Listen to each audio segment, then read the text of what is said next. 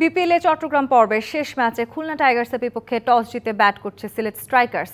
শেষ খবরে তাদের সংগ্রহ ৫ উইকেটে ১২৫ রান। চট্টগ্রামের জহুর আহমেদ চৌধুরী স্টেডিয়ামে শুরুটা ভালো করতে পারেনি সিলেট। ডাক মেরে সাজঘরে ফেরেন ওপেনার রনি তালুকদার। তবে আরেক ওপেনার মানসী খেলেন বিধ্বংসী ইনিংস। ৪ ছক্কা ও ৬-৪-এ ৩২ বলে ৫৮ রান তোলেন তিনি। ইনিংস লম্বা করতে পারেননি কাদিম এলাইন। ৯ রান আসে তার ব্যাটে। ১৩ বলে ৮ করে ফিরেছেন জাকের আলী অনিক। ৮ ম্যাচে ৬ পয়েন্ট নিয়ে টেবিলের ৬ নম্বরে রয়েছে খুলনা টাইগার্স। সমান ম্যাচে ৪ পয়েন্ট নিয়ে টেবিলের তলানিতে রয়েছে Sylhet strikers. TV umpire director, we have umpire referral for LBW. All field decision is not out. I check the feed. It's a fair delivery. Start with the front on spin decision, please.